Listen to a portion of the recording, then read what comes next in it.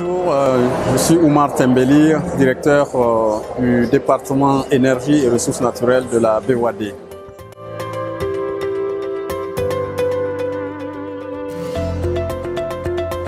Vous parlez du bilan de la mise en œuvre de la feuille de route du département énergie et ressources naturelles, s'agissant notamment de la transition énergétique.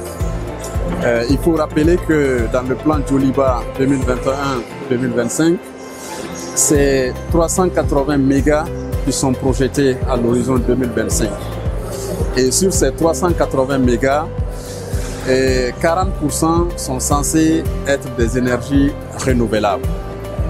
Alors, et si nous faisons le point du chemin parcouru aujourd'hui, à la date du 30 septembre 2022, nous sommes à peu près 44% d'énergie renouvelable financée par la BOAD. Et ces 44% représentent en réalité 65 mégawatts de capacité en énergie renouvelable sur les 185 mégas financés en 2021-2022.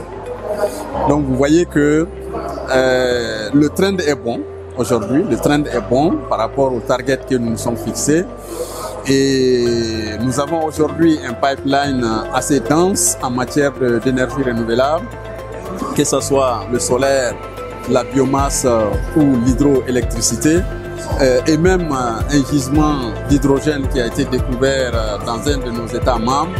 Eh bien, quand vous prenez l'ensemble de ces financements requis, eh bien, nous n'avons pas de souci particulier quant à l'atteinte des objectifs fixés par le plan Djoliba en matière de transition énergétique.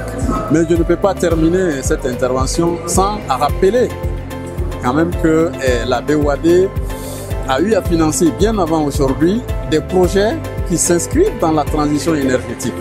Je vais parler notamment des projets de centrales thermiques mais à gaz, des centrales au gaz naturel qui aujourd'hui sont considérées comme de l'énergie propre.